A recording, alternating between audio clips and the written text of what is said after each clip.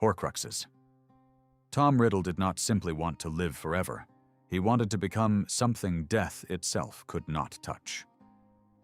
Hogwarts, 1943. A dimly lit office smelling of crystallized pineapple and candle wax. Slughorn sat across from his most gifted student, a boy whose questions always arrived one step ahead of the answers. When Riddle asked about Horcruxes, Slughorn's hand froze over his mead. He answered, "But not everything." What most people remember is the concept: kill, split the soul, hide the fragment. But murder alone does not create a Horcrux. Dumbledore confirmed that killing fractures the soul. The fracture, however, is not the separation. A torn piece does not simply drift into a cup or a locket. Something else must be done. And that something is what the wizarding world cannot bring itself to name. Secrets of the Darkest Art, the book Dumbledore removed from the Hogwarts library and locked in his own office, contained the full procedure. Hermione found it during the hunt and called it the most terrible thing she had ever read. This from a girl who had already survived Death Eaters and torture curses. Whatever those pages described was worse. In medieval alchemical tradition, separating spirit from matter required mortificatio, symbolic death followed by consumption. The alchemist did not merely break the substance apart, he internalized the destruction. Magical theorists believe the Horcrux ritual mirrors this. The caster must do something to the torn fragment so profoundly violating that the soul can never return to wholeness. The Ministry classified Horcrux knowledge as restricted grade 12, the same level as unforgivable curse deployment. But that restriction was not enacted after Voldemort. It dates to 1752, after a case the Department of Mysteries still refuses to declassify. Where did a potions professor learn enough to explain this to a 16-year-old? Slughorn was no dark wizard, he was a collector of brilliant people. And somewhere in that collection, someone told him things no teacher should carry.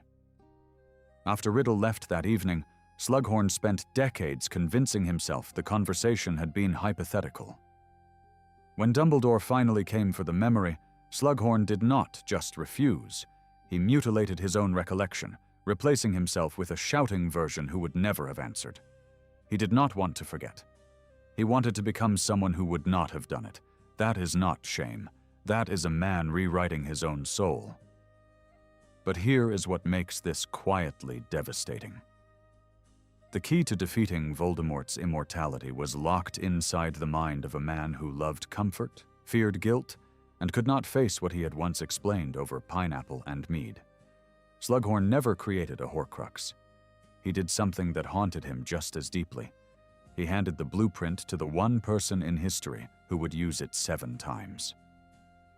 But Horcruxes were not the only forbidden ritual Voldemort mastered, and the next one required no murder at all, only bone, flesh, and blood in a ceremony far older than the Dark Lord himself. Bone of the Father, flesh of the servant, blood of the enemy. 3 ingredients, and a spell so old that no one remembers who first spoke it. Little Hangleton Graveyard, June 1995. A stone cauldron hisses between crooked headstones. Harry Potter is bound to a grave marker, watching Peter Pettigrew lower a shriveled, barely human shape into boiling liquid. What happens next takes less than 2 minutes. It changes the wizarding world forever. Most viewers remember this as the scene where Voldemort returns. But the ritual Wormtail performed that night was not Voldemort's creation. The incantation, bone of the Father, unknowingly given, flesh of the servant, willingly sacrificed, blood of the enemy, forcibly taken, follows a triadic formula found in magical texts far older than Hogwarts itself. In real-world occult tradition, the triad of bone, flesh, and blood maps onto the 3 pillars of corporeal existence: lineage, devotion, and conquest. The ritual does not simply build a body. It defines one through relationship, who you came from, who serves you, and who stands against you. The Department of Mysteries classified this ceremony under Restricted Protocol 12 long before Voldemort was born. Their archives reference at least 6 attempts across 11 centuries, most ending in catastrophic failure. Bodies that lived for hours, sometimes days, but never held. What made Voldemort's version succeed was not genius. It was preparation. His soul was already anchored by Horcruxes. The ceremony did not need to create life. It only needed to give existing life a shape. Wormtail understood none of this. He followed instructions. He severed his own hand and did not scream. Not from courage, but because terror had already burned out everything that screaming required. Voldemort later gave him a silver replacement, as if devotion could be repaid in metal. Now here is what the books reveal, and the films never show. When Dumbledore heard that Voldemort had used Harry's blood in the ceremony, his eyes flickered with something that looked, for one impossible moment, like triumph. Because Voldemort, in his obsession with conquering the boy, had just woven Lily Potter's sacrificial protection into his own rebuilt flesh. The darkest ritual in recorded history had been turned, unknowingly, irreversibly, into a tether keeping Harry alive for as long as Voldemort himself drew breath. And this is what makes the ceremony truly unsettling, not its cruelty, but its perfect indifference. It asks 3 questions. Where do you come from? Who will bleed for you? And who bleeds against you? It does not judge the answers. Voldemort answered all 3 that night in Little Hangleton, and never grasped that the third, Harry's blood, Lily's love, was the one that would undo him. But not every forbidden ritual required a graveyard and a cauldron. Some needed only a wand, a muggle, and a truth so dangerous the Ministry did not ban it. They erased it from every library in Britain. Magic is not a skill, it is a substance, and in 1289, someone proved it could be poured from one vessel into another. The ritual was called the rite of cession. A witch or wizard could, through a precise sequence of wand work and spoken intent, extract their own magical core and anchor it inside a non-magical person. The process took 7 minutes. The donor lost their magic permanently. The recipient gained it, not as a birthright, but as a graft. The earliest known account appears in the journal of Linfred of Stinchcombe, the very healer who founded the Potter line. He described watching a woman in Somerset transfer her abilities to her muggle husband after learning she was dying of dragonpox. The husband performed a levitation charm within the hour. Linfred noted one unsettling detail. The farmer described the magic as borrowed warmth. In medieval alchemy, this idea had a name: translatio, the transfer of vital essence between bodies. Paracelsus wrote that the soul had layers, and the outermost could be decanted like mercury from ore. The rite of cession treated magic not as identity, but as substance, and that distinction terrified the wizarding establishment more than any dark art ever could. The Ministry classified the rite in 1692, the same year the Statute of Secrecy was signed. The official reason was medical danger to the donor, but internal correspondence recovered during the reforms of 1899 tells a different story. The real fear was political. If any muggle could receive magic, then the entire foundation of separation collapsed. The statute did not merely hide wizards, it depended on the assumption that the 2 populations were fundamentally different.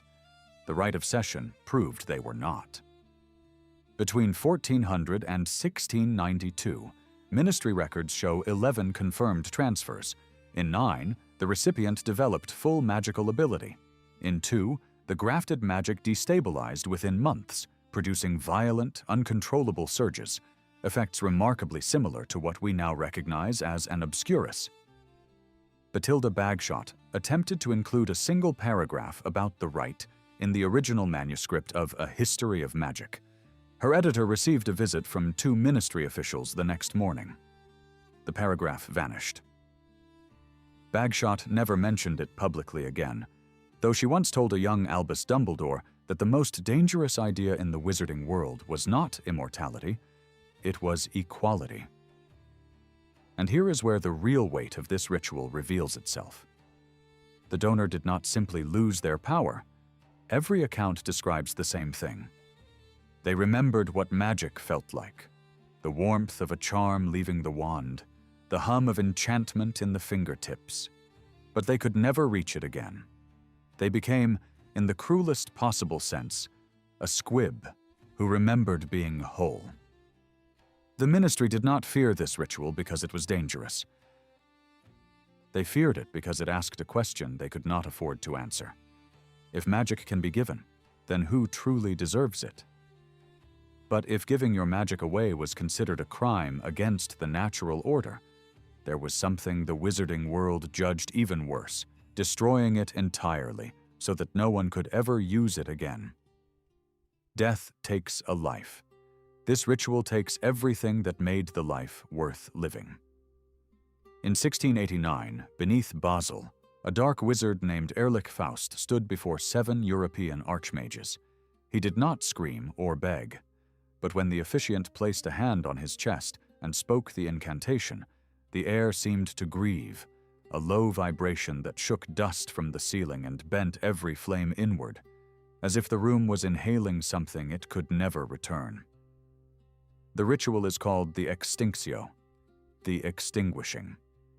For 3 centuries, it has been classified not merely as forbidden, but as a crime against magical natural law. The International Confederation condemned it in 1709. Document 44C of the Prague Accord calls the effect the irreversible severance of the innate magical core from the living vessel. But private letters tell a different story. The Spanish representative wrote to his wife, "We banned it not because it is cruel, but because every wizard in that chamber understood it could be done to them." The ministry maintained the ban was purely ethical. That is true, but incomplete. Before 1709, the ritual had been used 11 times as legal punishment. In 9 cases, the caster reported an intoxicating surge of power, brief but overwhelming. The Confederation feared not just the cruelty, but the addiction. Medieval alchemists called it the black extraction. From Paracelsus to Agrippa, the same warning. The one who extracts will crave extraction again. Here is what the wizarding world never dared ask. If the killing curse ends a life, and the extinguishing leaves the body breathing but strips away magic, which is the greater mercy? A wizard without magic does not simply lose abilities. They lose an entire dimension of reality. They cannot feel a Patronus or hear the hum of enchantments that was their whole life, as constant as a heartbeat. Voldemort studied the extinguishing and rejected it, not from mercy, but contempt. A wizard without magic was not a punishment. It was an irrelevance. He preferred the killing curse because death at least acknowledged the enemy. Dumbledore understood. In his copy of Schreiber's On the Nature of Magical Bonds, he wrote one line, "Tom would rather kill 1,000 wizards than unmake one." But here is where the true weight reveals itself. The extinguishing was not banned because it was the darkest magic. It was banned because it forced the wizarding world to confront that magic is not a skill, it is identity. The killing curse ends a story. The extinguishing erases the language it was written in. And if stripping magic from the living was the greatest taboo, Voldemort found something the law never anticipated, a use for those with no magic to strip, no will to resist, and no life to protect. He found a use for the dead. The dead do not volunteer. They are taken. In the winter of 1979, fishermen along the coast of northern England reported something the ministry quietly classified as unusual tidal disturbance, bodies surfacing in harbors that matched no missing persons record, then vanishing before Muggle authorities could retrieve them. The water was freezing. The bodies were cold long before they touched it. What makes the Inferi so deeply disturbing is not what they do. It is what they no longer are. A ghost retains identity. A portrait retains memory. Even a Horcrux preserves a fragment of soul. and Inferius retains nothing. It is a human body emptied of everything that once made it human, and filled with the caster's will alone. In real-world occult tradition, the concept is ancient. The Draugr of Norse sagas, the revenant of medieval European burial rites, the zombie of Haitian voodoo. Corpses that move but do not live. What separates the wizarding version is precision. Voldemort did not raise a shambling horde. He engineered an army. The process was reconstructed in fragments by the Department of Mysteries after the war. Their internal memorandum, filed under Restricted Necromantic Practices, Class 5, identified 3 stages. First, the Severance, a spell that permanently cuts any lingering spiritual residue from the corpse. Second, the Binding. The caster imprints his own magical signature into the dead tissue, replacing the departed will with a command structure. Third, the Preservation, a charm that halts decay without restoring life. The body becomes a vessel, functional, obedient, tireless. Dumbledore once wrote in the margin of his personal copy of Magenta Comstock's Compendium of Unnatural Animation a single line. He does not command them, he wears them. The Inferi are not creatures following orders from a distance. They are extensions of Voldemort's magic, the way a hand moves its own fingers. Kreacher, when he finally spoke of the cave, could not describe them without stopping. Not from fear alone. He said they moved like one thing, hundreds of bodies rising from black water with the same motion at the same instant, as if a single breath had passed through all of them at once. Regulus Black saw it too, and understood in that moment exactly what kind of wizard he had chosen to serve, and exactly what that wizard would make of him once he stopped being useful. But here is the question no one thinks to ask. Did Voldemort know whose bodies were in that lake? Did he remember a single name, a single face? Or had the dead become so meaningless to him that they were simply material, like stones for a wall? The man who could not bear to die surrounded himself with the dead, and he never once saw the irony. But death is not the only force that binds. Some chains are forged between the living, spoken aloud, sealed in blood, and once made, impossible to break. The unbreakable vow is not a spell, it is a sentence, one you pass on yourself, willingly, out loud, with full knowledge that the only way out is death. Picture the burrow. Summer, 1985.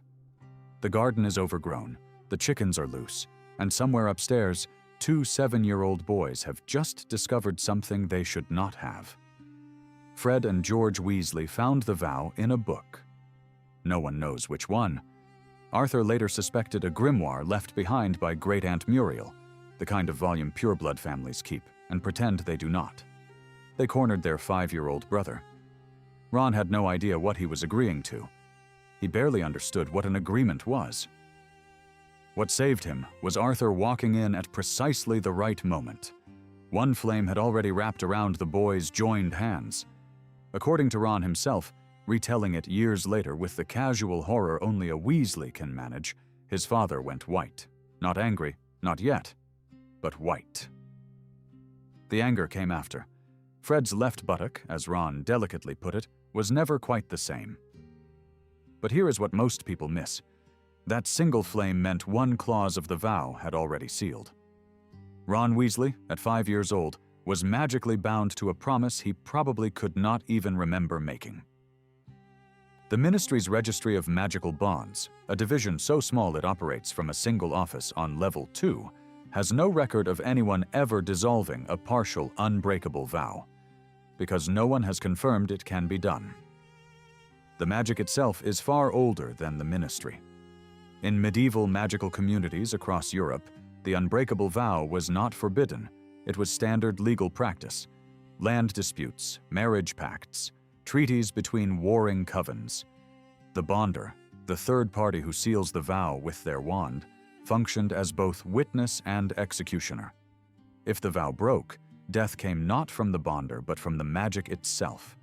An internal collapse, as if the body simply decided that a person who cannot keep their word has no reason to continue existing. Snape knew all of this when he knelt before Narcissa in Spinner's End. 3 clauses, 3 flames. Even Bellatrix, standing as bonder, hesitated before the third. The unbreakable vow does not weigh intent. It does not measure circumstance. It does not forgive.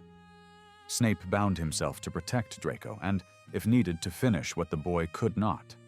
Not because Narcissa forced him, but because it was the only way to keep his cover, serve Dumbledore's plan, and spare a 16-year-old's soul from tearing. All at once. All at the cost of his own life becoming forfeit twice over. And this is where the real weight of the ritual shows.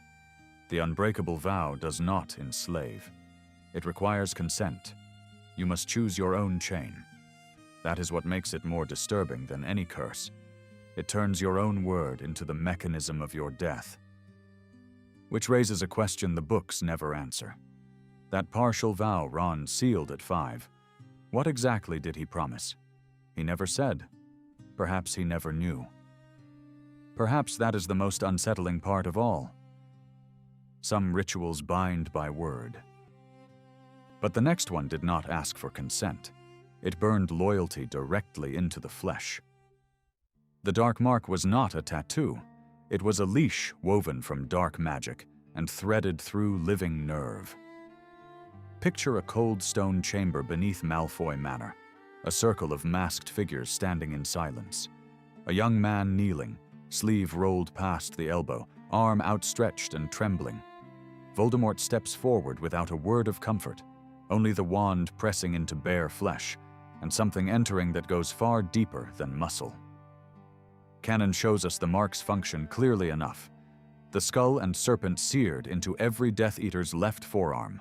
A two-way signal. Voldemort could summon all bearers at once, and any follower could press their own mark to call him. It caused physical pain at his command. It faded when he fell, and darkened when he returned. But canon never shows the branding ceremony itself, and that silence tells its own story.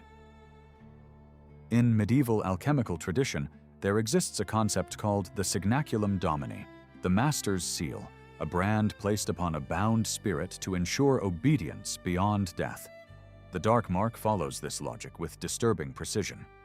The Department of Mysteries classified it under Restricted File 7-TM, Enslavement Enchantments of Sovereign Origin. The file was opened in 1981 and sealed 17 years later. Only 3 unspeakables were granted access. One of them resigned within the week. What makes the mark uniquely terrible is its voluntariness. Every Death Eater chose to receive it. Voldemort understood something most dark wizards miss. Forced loyalty breaks. Chosen loyalty, sealed in pain and ritual, holds. Regulus Black was 15 when he knelt. Draco Malfoy was 16. Neither fully grasped what they were giving away. But that was the design. Voldemort never wanted understanding. He wanted irreversibility. And irreversible it was. The mark could not be removed, not by the bearer, not by healers, not even after Voldemort's final death. Kingsley Shacklebolt's post-war ministry confirmed it quietly. Former Death Eaters carried the fated brand until their last day. How many of them decades later still flinched when their left arm itched on a cold morning? But here is where the real weight of this story lives. Severus Snape bore the dark mark for 18 years. While serving Dumbledore. Every time it burned, Voldemort was reaching through his skin, testing the chain. Every single time, Snape answered the call, stepped into the circle, and lied with his life balanced on the edge of a blade. The mark told Voldemort that Snape belonged to him. It never once revealed that Snape had already chosen someone else entirely. Voldemort built a perfect instrument of enslavement, and the one man it should have held the tightest proved it meant nothing against a choice made from love. 7 rituals, 7 prices paid in blood, soul, and sanity. And if you have stayed with me through all of them, then you already understand. The real horror was never the magic itself. It was how willingly people gave exactly what it asked for. You know what genuinely struck me while putting all of this together? Every ritual we covered today uses something invisible as a physical ingredient. Not herbs, not dragon blood. Murder, loyalty, love, free will. Regular magic asks you to wave a wand. Forbidden magic asks you to put a piece of who you are on the table, and it takes that piece literally. The wizarding world quietly admitted something it never wanted to say out loud. The soul is not a philosophy, it is a substance. Love is not a metaphor, it is a material with measurable defensive properties. Your will can be branded into flesh. The ministry did not ban these rituals because the magic was too powerful. They banned them because once you accept that invisible things are real ingredients, every uncomfortable question about what a person is actually made of has an answer. And some questions are far more dangerous answered than asked. So here is what I want to leave you with. If you had to submit to just one ritual from today's list, no way to refuse, which would you choose? And what does that answer tell you about what you are most afraid to lose? Drop it in the comments. If lessons like this are your kind of thing, the subscribe button is right there, and it means the next one finds you. The next lesson will be about something most fans have seen hundreds of times on screen and never actually noticed. Until then, take care of yourselves. Class dismissed.